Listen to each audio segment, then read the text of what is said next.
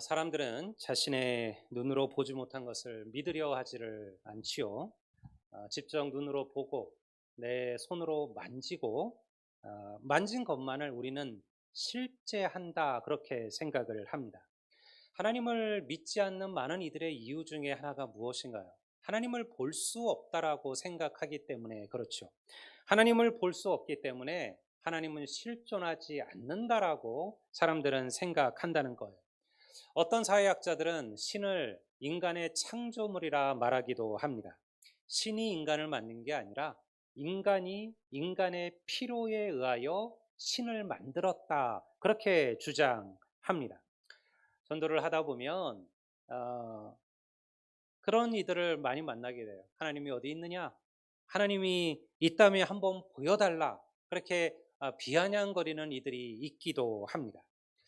저도 가끔 그런 생각을 해요. 하나님께서 왜 이렇게 어렵게 전도하게 하셨을까? 여러분들 전도가 얼마나 어렵습니까? 목사는 전도하라고 하지만 그렇게 쉬운 문이야. 여러분들 구원 안 될 교회가 어디 있겠어요? 한 영혼 구원하려고 평생을 기도하고 눈물로 살아가는 이들도 있는데요. 그저 하나님께서 환상이든 꿈이든 아니면 하늘에서 음성으로든 직접 하나님께 정말 나타나셔서 하나님께서 실존하심을 보여주시면 얼마나 좋을까요? 그러면 한 방에 말 그대로 게임 끝 아니겠습니까? 하나님이 어디 있어? 하나님이 있으면 한번 보여봐 라고 말하는 이들에게 야, 내가 여기 있다.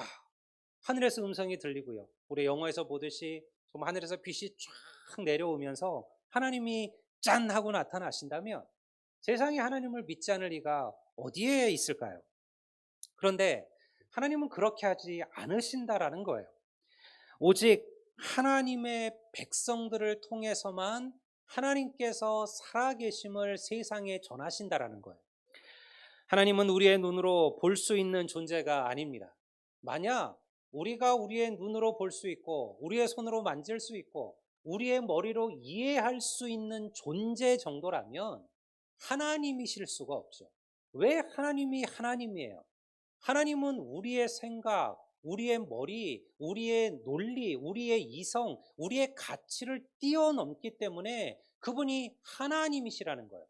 그저 내 머리로 내 생각으로 이해할 수 있는 정도의 하나님이시라면 과연 우리가 그 하나님을 전능하다라고 말할 수 있겠습니까? 그래서 인간은 하나님을 이해하기가 어렵고요. 인간은 하나님을 보기가 어려워요. 더군다나 성경은 하나님을 거룩한 영이라 그렇게 부르고 있습니다. 다시 말해서 하나님은 우리와 다르시다라는 거예요. 하나님은 영이시니 예배하는 자가 성령과 진리로 예배할지어다. 영이신 하나님을 만나려면요, 우리가 성령과 우리도 영과 진리로 예배해야만 한다라는 거죠. 인간은 시간과 공간의 지배를 받지만 하나님은 시간과 공간을 초월하여 계셔요. 그래서 우리는 하나님을 볼 수가 없어요. 그러면 어떻게 하여야 교회는, 성도는 하나님을 보여달라는 세상에게 하나님을 설명할 수가 있을까요? 2000년 전 초대교회도 같은 질문을 받았습니다. 우리가 오늘 읽은 12절 말씀을 보면요, 그 앞구절에 이렇게 되어 있잖아요. 어느 때나 하나님을 본 사람이 없으되, 어느 때나 하나님을 본 사람이 없으되. 로마 제국에 살아가는 수많은 이들은요, 수많은 신들을 섬겼습니다. 도시마다 화려한 신전을 짓고, 그리고 제우스, 헤라, 수많은 신들의 거대한 우상들을 만들어서 그들의 신전과 도시 곳곳에 세웠어요. 하지만 기독교는 달랐어요. 그들의 교회는 초라했고요. 그리고 그 교회 안은 아무것도 없었어요. 기독교는 형상을 만들지 않았습니다. 왜냐하면 형상을 기독교는 우상이라고 여겼기 때문에 그렇죠. 눈에 보이지 않는 여호와 하나님이라는 신을 섬기면서도 그들은 당당했다라는 거예요. 그리고 그 여호와 하나님을 위하여 기꺼이 자신들의 목숨을 바쳤습니다. 그러니 당시의 사람들은 그런 그리스도인들을 이해할 수가 없었죠. 도대체 너희의 하나님이 어디 계시냐? 하나님이 보이지 않는 하나님이 너희와 함께 계신다라는 증거가 무엇이냐? 이것이 2000년 전 성도들이 받았던 질문이에요. 너희들의 하나님을 좀 보여봐라. 우리 제우스처럼, 우리 헤라 여신처럼 좀 눈에 보이는 그 신의 형상을 우리에게 좀 보여달라. 이것이 그들의 이야기였다는 거예요. 교회는 이 질문에 뭐라고 답할까요? 오늘도 세상 사람들은 하나님이 어디 계시냐고 말하죠. 하나님을 내게 보여달라고 얘기합니다. 하나님이 정말 살아계시냐 그렇게 얘기하고 있어요. 하나님이 우리와 함께 계신다라는 증거는 무엇일까요?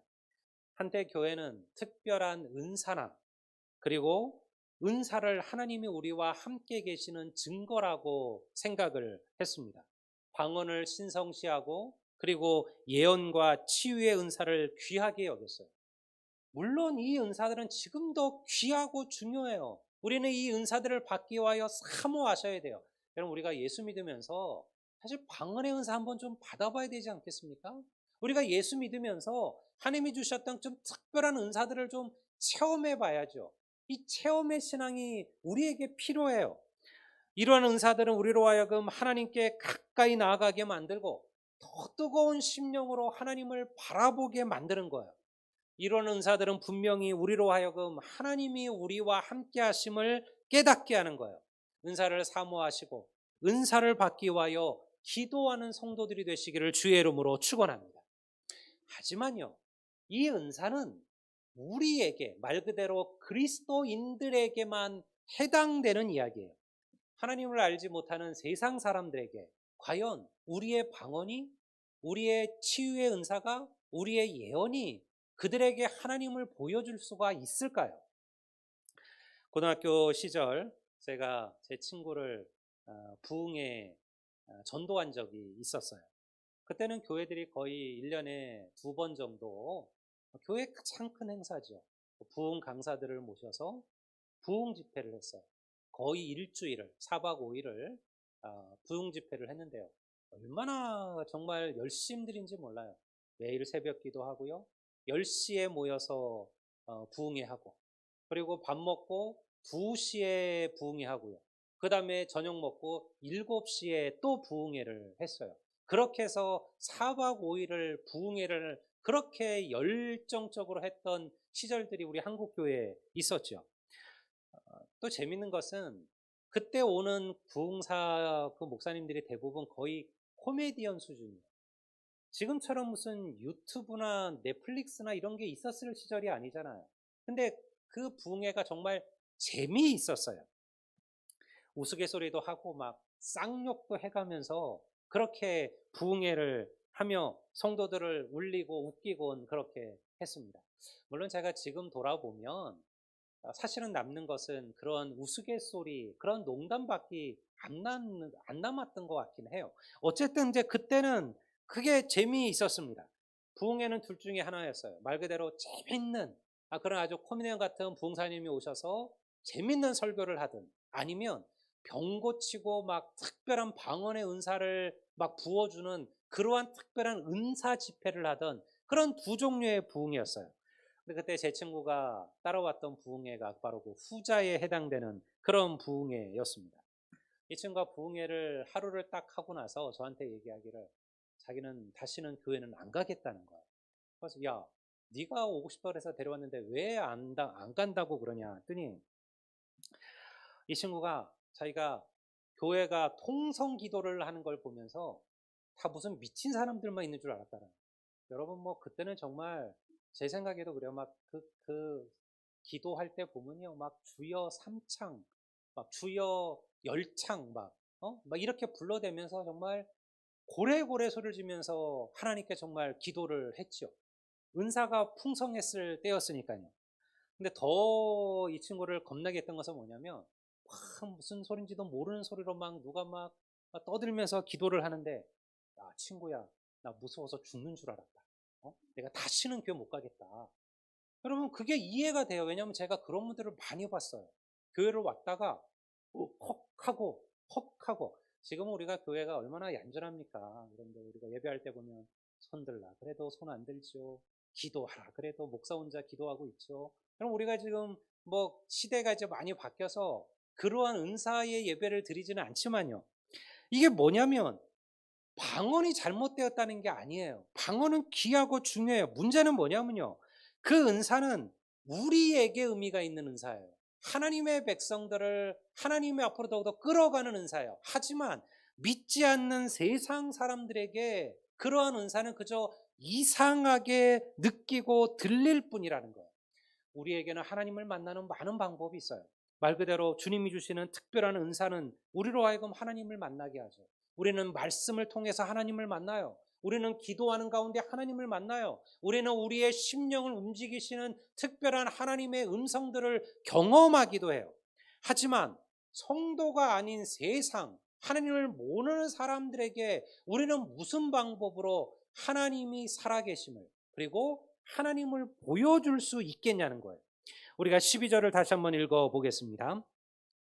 어느 때나 하나님을 본 사람이 없으되 만일 우리가 서로 사랑하면 하나님이 우리 안에 거하시고 그의 사랑이 우리 안에 온전히 이루어지느니라. 믿습니까? 16절도 볼게요. 16절은 이렇게 기록합니다. 하나님이 우리를 사랑하시는 사랑을 우리가 알고 믿었노니 하나님은 사랑이시라. 사랑 안에 거하는 자는 하나님 안에 거하고 하나님도 그의 안에 거하십니다. 여러분의 마음속에 사랑이 있으신가요? 하나님이 여러분의 심령 속에 함께 하시는 증거인 줄로 믿습니다. 여러분, 우리가 결코 내가 하나님의 백성입니다라는 것을 무엇으로 보여준다는 거예요? 사랑으로 보여준다. 우리 안에 사랑이 있다면 그것이 곧 하나님이 내 안에 계시라는 증거라는 거예요. 어떤 이들은 사랑을 찾아볼 수 없어서 교회를 떠나고요. 어떤 이들은 사랑을 경험했기 때문에 교회로 돌아오기도 해요. 2000년 동안 기독교를 표현하는 단어는 사랑이었습니다.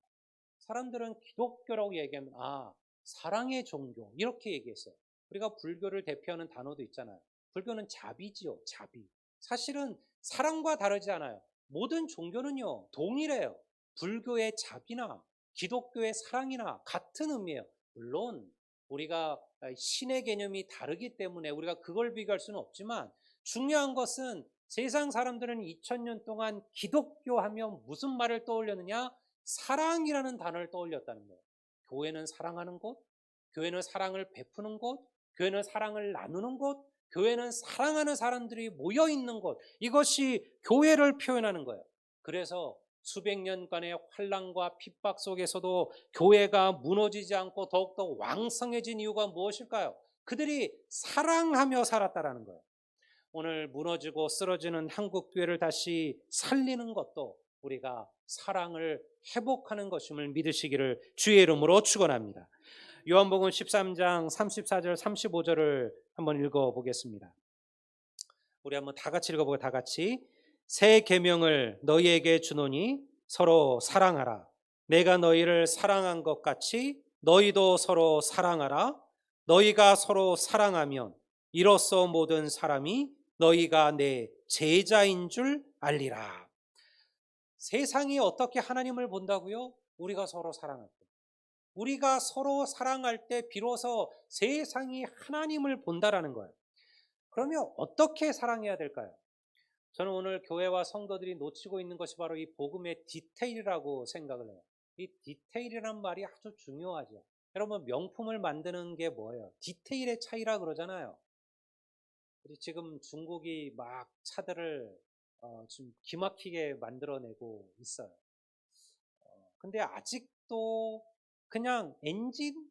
그냥 이런 데는 중국 차나 한국 차나 큰 차이가 없어요.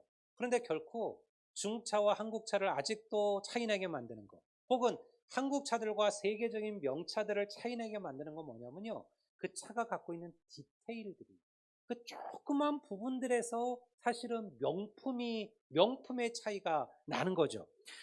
우리는 사랑해야 한다는 주님의 계명을 알아요. 우리 가운데 누가 그걸 모를까요? 사랑해야 된다는 거, 여러분, 이건 예수님께서 우리에게 처음부터 끝까지 가르쳐 주신 거예요. 사랑도 그냥 사랑이 아니잖아요. 누구까지 사랑하라? 원수까지 사랑하라. 기독교 하면 가장 대표적인 구절 아닙니까? 원수를 사랑하라. 원수를 사랑하라. 우리는 사랑해야 된다는 이유를 압니다. 그리고 서로 사랑하자라고 외치기도 하죠. 매일 설교를 통해서 여러분 우리가 서로 인사하면서 사랑합니다라고 고백도 해요. 나는 너를 사랑한다라고 이야기합니다. 하지만 어떻게 사랑해야 될까요? 어떻게 하는 것이 진짜 사랑일까요? 고린도전서 13장을 한번 보겠습니다. 우리가 잘 알고 있는 사랑장이에요. 고린도 13장은 이렇게 시작되는 거예요. 고린도전서 12장은요, 은사장이에요. 고린도 12장에는 각각 종류의 은사가 기록되어 있어요. 너희들이 이러한 은사를 받아야 된다. 이런 은사를 사모해라. 그러면서 방언의 은사, 예언의 은사, 가르침의 은사, 섬김의 은사, 많은 은사들을 쫙 나열해요. 그러면서 고린도전서 12장 끝절은 이렇게 끝나요. 내가 너희에게 더 좋은 은사, 내가 너에게 더 좋은 것을 보여주겠다. 내가 너에게 더 좋은 은사를 가르쳐 주겠다. 그러면서 고린도서 13장이 시작되는 거예요. 우리가 그 장을 사랑장이라고 불러요. 다시 말해서 바울이 가르치는 최고의 은사는 뭐냐? 방언의 은사도, 예언의 은사도, 치유의 은사도, 그 어떤 은사도 따라갈 수 없는 기독교의 최고의 은사, 이거는 사랑이라는 거죠. 그래서 우리가 고린도서 13장 4절에서 7절 한번 제가 읽어보겠습니다. 사랑은 이러해야 된다는 거예요. 사랑은 오래 참고, 사랑은 온유하며 시기하지 아니하며, 사랑은 자랑하지 아니하며, 교만하지 아니하며, 무례히 행하지 아니하며, 자기의 유익을 구하지 아니하며, 성내지 아니하며, 악한 것을 생각하지 아니하며, 불의를 기뻐하지 아니하며, 진리와 함께 기뻐하고, 모든 것을 참으며, 모든 것을 믿으며, 모든 것을 바라며, 모든 것을 견디느니라. 아멘. 사랑한다는 것은 이런 거죠. 사랑은 말로 하는 게 아닙니다. 사랑은 행동과 의지입니다. 누구를 사랑한다는 것은요, 온유함으로 그를 받는 거예요. 참고 인내하는 것입니다. 누구를 사랑한다는 것은 그를 존귀하게 대하는 겁니다. 그에게 무례히 행하지 않는 것이죠. 누구를 사랑한다는 것은요, 나의 유익이나 나의 만족보다 그의 필요와 그의 만족을 먼저 생각해 주는 거예요. 이게 사랑이에요. 이게 바로 사랑의 디테일이에요. 우리가 13장 8절도 한번 보겠습니다. 사랑은 언제까지나 떨어지지 아니하되 예언도 패하고 방언도 그치고 지식도 패하리라. 그 귀한 은사가 없어질 때가 올 거라는 거예요. 그리고 없어질 수도 있을 거라는 거예요. 더 이상 예언하지 않고 방언이 사라지고 지식이 없어질 때가 온다 할지라도 없어지지 않는 게 하나 있다라는 거예요. 사랑이라는 거예요. 예언도 없어지고 방언도 없어지고. 여러분 우리가 천국 들어가 본다 생각해 보세요. 여러분 천국에 방언이 있을까요? 천국에 예언이 있을까요? 없죠. 하나님이 우리와 함께 계신데요. 우리가 그때는 하나님을 맞대고 보는 거예요. 우리가 그때가 되면 우리가 얼굴과 얼굴을 맞대고 보리라. 우리가 하나님과 함께 거하시는 거예요. 지금은 하나님이 우리와 함께 거하시지 못하기 때문에 우리가 기도도 하고 이렇게 하지만요. 그러나 하나님 앞에 서는 그날 더 이상 방언은 필요 없죠. 우리는 하나님과 직접 맞대고 서로 얘기하며 하나님과 나눌 거예요. 그런데요, 그 천국에서도 없어지지 않는 게 있다는 거예요. 그건 사랑이라는 거죠. 여러분, 모두가 다 방언의 은사를 받은 건 아니에요. 안타깝게도 우리 모두가 다 방언 은사를 받으면 좋겠지만요. 말 그대로 은사잖아요. 은사는 하나님이 주시는 거예요. 또 우리가 사모하지 않는다면 받지 못하는 거예요. 모두가 다 방언 은사를 받은 것도 아니고 모두가 다 예언의 은사, 모두가 다 가르침의 은사를 받지는 못했어요. 하지만 우리를 그리스도인답게 하는 최고의 은사를 이미 우리가 가지고 있어요. 여러분, 우리는 이미 사랑의 은사를 받은 줄을 믿습니다. 이 은사들을 활용하시고 사용하셔야 된다는 거예요. 이 은사는요, 누구에게나 주어지는 하나님의 은사예요. 코로나 확산을 거치면서 세상이 교회를 책망한 이유는 한 가지죠. 교회에서 다른 이들을 향한 사랑을 찾아볼 수 없다라는 거예요. 그들이 하나님을 비난하는 게 아니에요. 그들이 예수님을 욕하는 게 아니에요. 그 하나님의 뜻대로 주님처럼 예수님처럼 사랑하지 못하는 교회를 책망하는 거예요. 제가 우리 교회 집사님 한 분이 신문에 조그만 기사를 쓰신 것을 제가 봤어요. 그 집사님도 오래된 믿음의 집사님이죠. 그럼에도 다른 이들의 생명보다 자기들의 신념만을 고집하는 교회에 대한 안타까움을 그 신문 기사를 통해서 얘기를 했어요. 그러면서요, 마지막 구절이 이렇게 끝나요. 응? 교회여, 그대들은 자영업자들의 눈물을, 피눈물을 아는가? 응? 저는 그 말이 충분히 와닿아요. 얼마나 많은 이들이 정말 피눈물을 흘리고 있나요, 지금? 참고 참아서 이제 다시 좀 회복될 만하면 다시 교회에서 팍 터지면서 다시 방역 단계가 높아지고, 그리고 다시 또 거리두기가 또 길어지고, 그러면서 수많은 이들이 지금 가게의 문을 닫고 빚더미에 허덕이는 이들이 있다라는 거예요. 이게 물론 교회만의 문제일까요? 우리만 잘못했을까요? 뭐 그렇지는 않을 겁니다. 하지만 우리가 오늘 교회의 모습을 통해서 그런 거를 보고 있고 세상은 그렇게 생각한다는 거예요. 도대체 교회가 있어서 우리에게 덕이 되고 우리에게 유익이 되는 게 무엇이냐? 여러분, 교회는요, 우리의 만족을 위하여 존재하는 기관이 아니에요. 그렇다면 하나님께서 교회를 세우지 아니하셨을 겁니다. 하나님께서 교회를 세우시고요, 성도들에게 뭐라고 말씀하셨어요? 너희는 교회의 빛이요 교회의 소망이라 소금이라 이렇게 말하지 않았잖아요. 너희는 세상의 빛이며 너희는 세상의 소금이 되어라, 그렇게 말씀하셨어요. 성도와 교회는요, 교회를 위해서 존재하는 게 아니고 예수 믿는 이들을 위해 존재하는 게 아니에요. 우리는 하나님을 알지 못하는 자들, 하나님을 모르는 이들, 그런 이들에게 빛이 되고 소금이 되어야 될 사명을 하나님께서 교회에게 주셨다라는 거예요. 그런데 오늘날 세상 사람들이 봤을 때는 교회가 아무런 도움이 안 된다 생각하는 거죠. 도대체 교회가 있다고 해서 내게 도움되는 것은 뭐지? 우리가 무슨 유익을 얻으며 우리가 무슨 도움을 받을까? 물론 사실은 하나하나 따지고 보면요, 교회가 많은 것을 베풀려고 노력합니다. 저희 교회는 안 그랬어요. 여러분들, 우리 성도들이 어렵게 헌금하고 해서 여러분, 우리가 때마다 절기 때마다 교회가 전액을, 여러분들 나오신 헌금의 전액을 지역의 어려운 이들을 위해서 구청에 또 동사무소에 여러분들 그 어려운 일에서 기꺼이 나누었어요. 여러분, 그러나 그거 가지고 우리가 무슨 신문을 내거나 기사를 내거나 그렇게 한 적이 없어요. 그냥 조용히, 그냥 가장 필요한 것에 써달라고 기꺼이 내놓았습니다. 작년에 지역이 코로나로 정말 교회가 어려웠을 때요, 저희 교회도 어려웠죠. 저희 교회도 재정적으로 여러분들 다음 주에 뭐 들어보시면 알겠지만 거의 3분의 1의 예산이 작년보다 거치지를 못했습니다. 그럼에도 불구하고요, 교회가 작년에 우리가 어? 7개 교회, 가난한 정말 어려운, 우리보다 더 어려운 7개의 교회, 저희들이 100만 원씩 7교회 개척교회를 그 어려운 작년 힘들 때도 교회가 지원을 했어요. 노력하고 했었어요. 따지고 보면 왜 없을까요? 그런데 이게 세상 사람들 눈에는 잘 보이지 않는다라는 거예요.